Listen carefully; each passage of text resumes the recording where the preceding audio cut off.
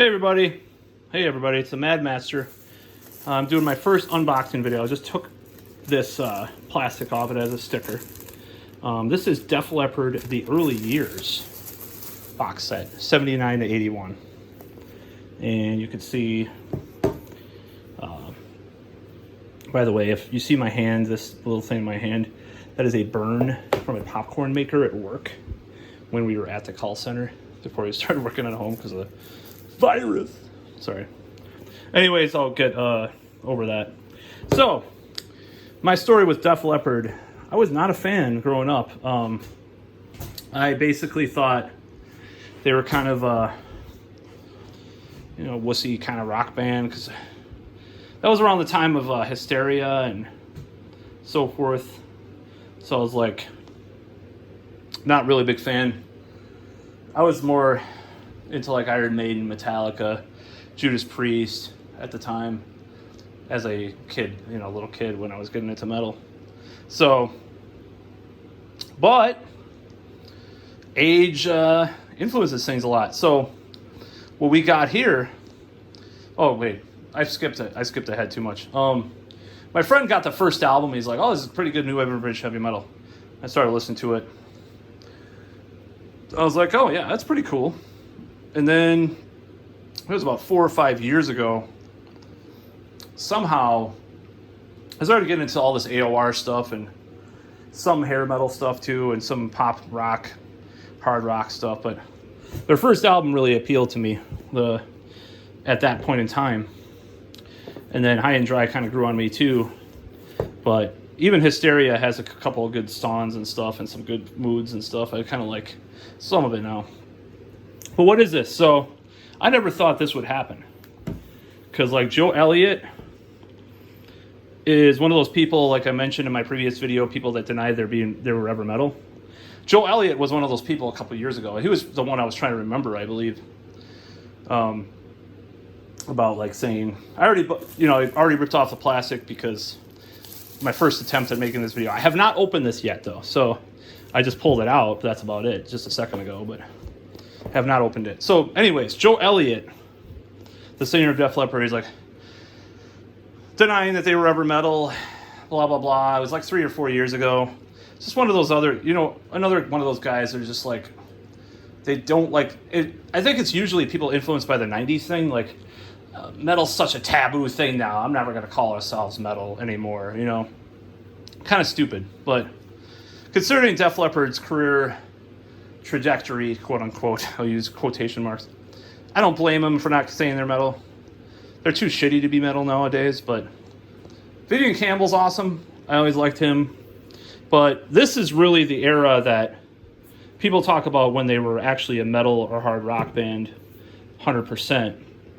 So it was a surprise that they were going to release this, because Joe Elliott has been somewhat dismissive of their roots in the metal scene. So you got On Through the Night, High and Dry, When the Walls Came Tumbling Down, which is a live album, Too Many Jitterbugs, which is like a B-sides and alternate versions and extra tracks and stuff. Then we got Raw, which is demos or I guess BBC recordings. Really good package. It was $60.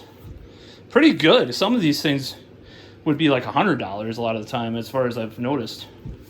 So you got this book. Let's open this up. I've never seen this before. 1979 was a life-changing year.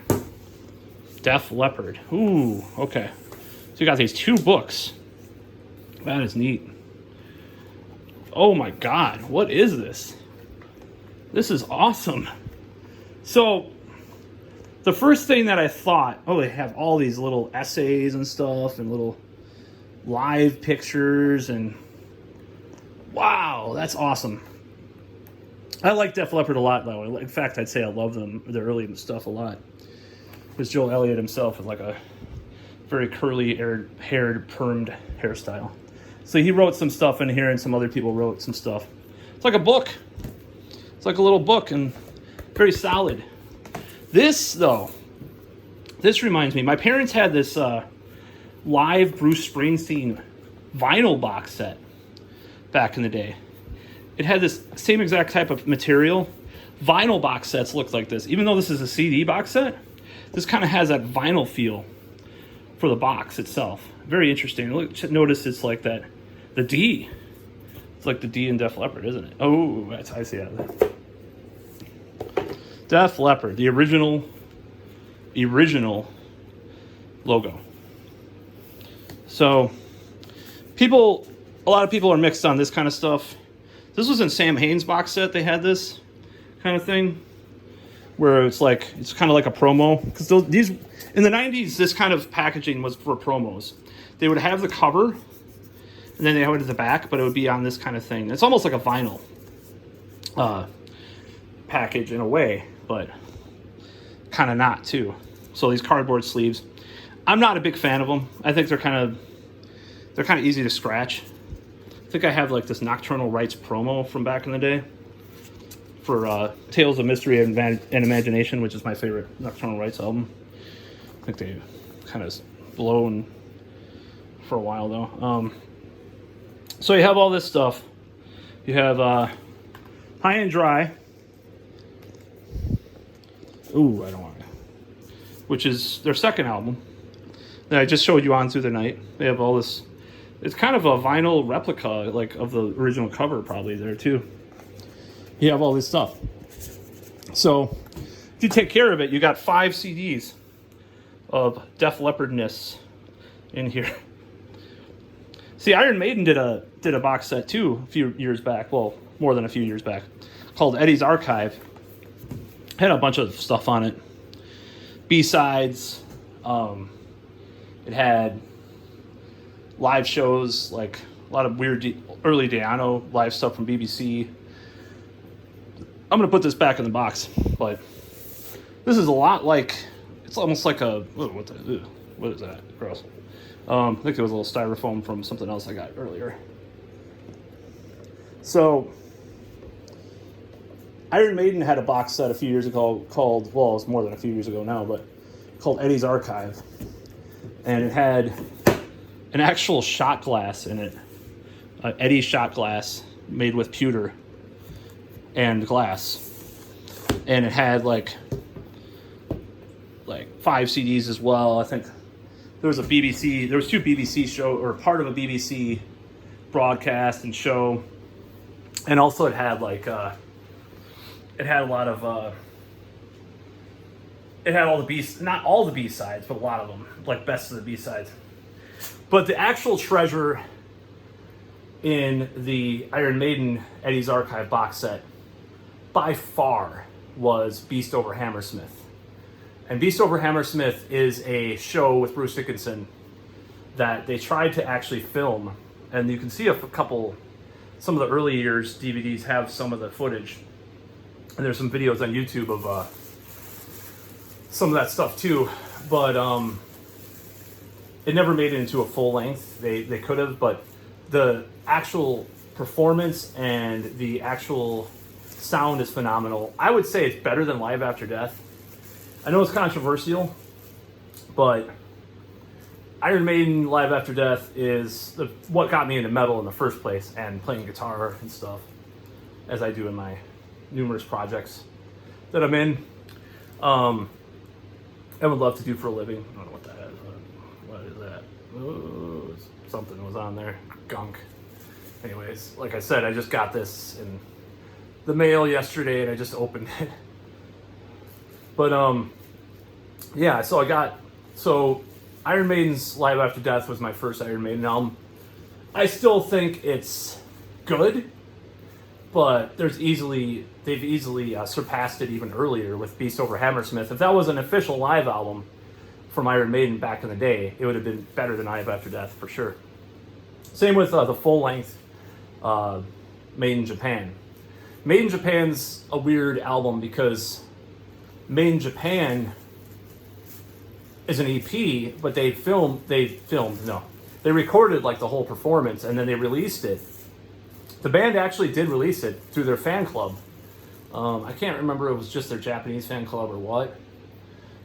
Years back, like in the early 90s. So there's like this full-length Made in Japan show. If you can track that down, it is easily the most insane, frantic, intense Iron Maiden live performance I have ever heard. I'm just saying. Clive Burr, I mean, some of the stuff is almost sounds like blast beats that he's doing on like Transylvania and stuff. It's just, it's insane. It's insane. I mean, just the intensity. I don't know what they were on at that day. It was probably, you know, some amphetamines or coke or something, the whole band, because it was just, it's fucking intense. And Diano does a stellar job too. So if you can track, if you find that CD on eBay, it fetches about it's about $50 for that fan club release.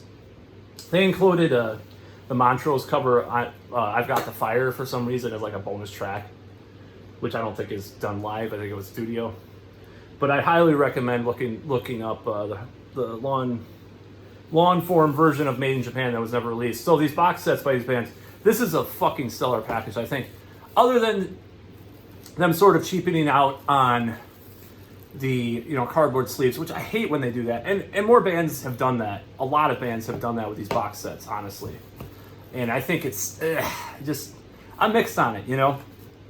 Sam Hain did it, of all people. You know, the band Sam Hain with Glenn Danzig. Years ago, I got their box set. That was from like late 90s, early 2000s. Some of those albums are out of print, by the way. But I have the box set. It has a VHS too, which is kind of funny.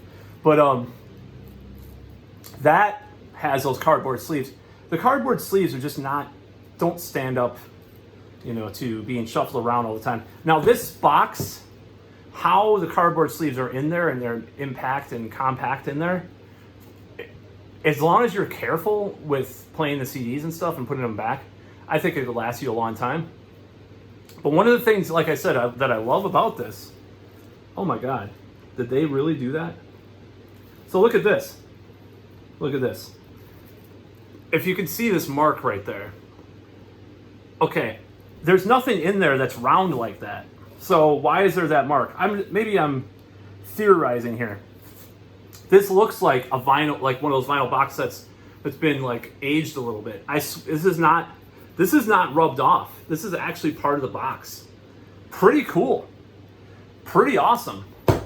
You know, has all the early stuff, except for, you know, up till Pyromania. I don't think it has a couple of the demo songs and stuff, like demo versions. I think all the songs are included, but like some of the versions that they did aren't included. But really nifty package. Oh yeah, no, I could tell. See, it's on the front too, this little thing. So it's supposed to be like a vinyl box set, if it were vinyl. Pretty fucking slick, I think. Pretty awesome, and a steal. I've seen it go for $50. I think it's $60 right now on Amazon. But for 5 CDs, you know, CDs even now are like 10 to, not even 10, like $15 to $20, even on Amazon a lot of the time. 12, well, okay, so I'll say 12 to $17 usually. So you're getting a steal. You're getting a book with all these essays and all these pictures and stuff. It's pretty neat. I mean, as for the music, so this is what I think. And I've kind of gone off on a ramble again. On Through the Night is my favorite. High and Dry, I'm liking more and more. On Through the Night, underrated album for the new wave of British heavy metal. I understand they were trying to go after American audience, but as far as like Joe Elliott's anti-metal rants that he's kind of sort of hinted at, oh, we were never metal or whatever. The thing is like if you look at, and I'm sure, I'm not going to open this up again, but I'm sure if you look at the pictures, there's probably a bunch of pictures where they're wearing, I mean, he's wearing some kind of Valentine Hearts shirt or whatever. It's kind of lame, but I mean, the fashions weren't the best. Now that fucking, I would love to have one of these old Ibanez Destroyers, which this is probably one of them. I don't think this is a Gibson. It could be. Phil Collin, the later second lead guitarist, had an Ibanez Destroyer red with 3 pickups. Or I think it might have been black. But I would love to have one of those guitars. Awesome guitars.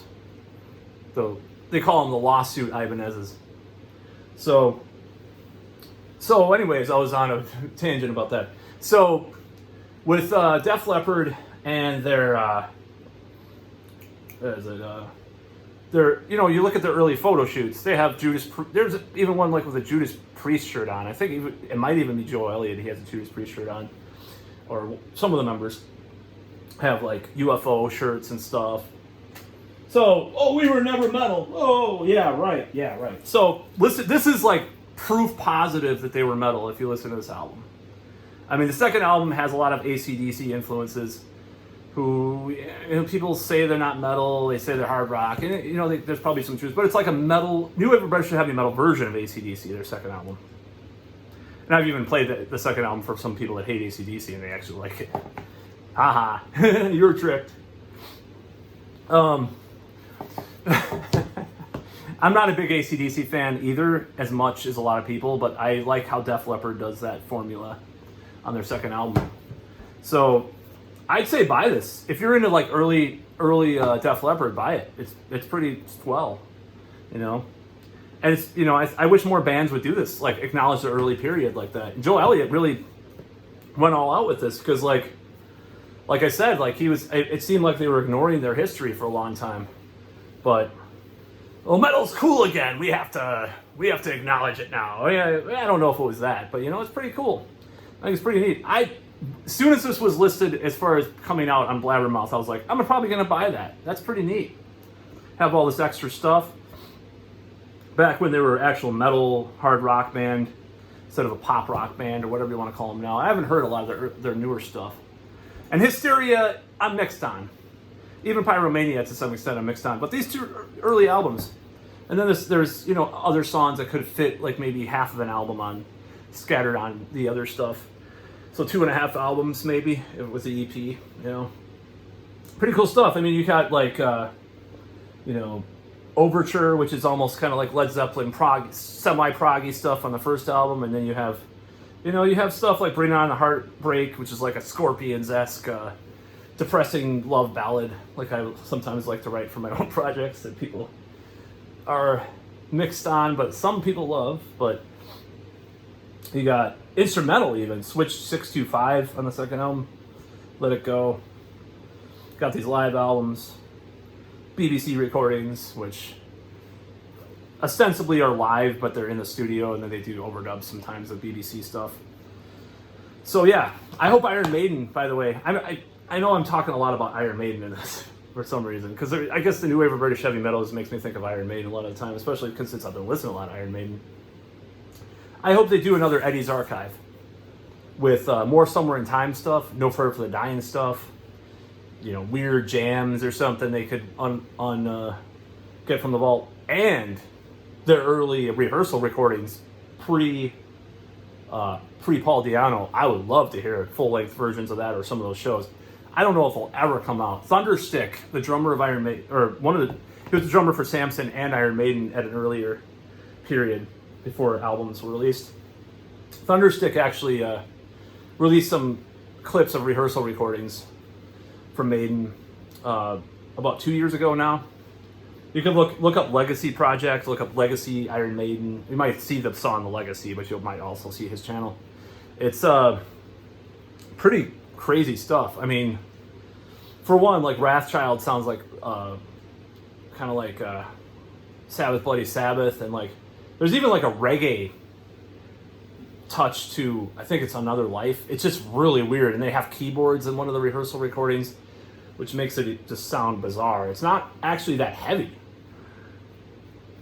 Like the early Iron Maiden rehearsal recordings, I mean, they weren't that heavy. It was Clive Burr, you know, and Paul Di'Anno to some extent probably got them to be way heavier. Not that Steve Harris wasn't into metal or he wasn't, you know, wanting to be a metal band early on, but it's different. And it's the same songs. That's the funny thing. So I'm rambling on too much. Buy this if you're a fan of early New Wave of British heavy metal, especially Def Leppard. More bands should do stuff like this. Just release the cool shit for the fans. You know, people should acknowledge their past. I am glad that Joe Elliott came around to doing that, because, like, obviously him being involved in the production of this and the writing of the essays in there means that he respects it now. Because he probably, you know, maybe 5-10 years ago he would have said, that bloody, I don't know if he did. I'm just speculating. Oh, that bloody early stuff. We've come such a long way. Hysteria was our first album. No, it wasn't, of course, but, you know, I wouldn't be surprised if some of these fuckers say that kind of stuff, you know. He's not as bad as Jeff Tate's been in the past. I mean, Jeff Tate has been fucking total dullard as far as denying his metal history. Anyways, that's all for me and my first unboxing video. Hope you liked it. Please subscribe.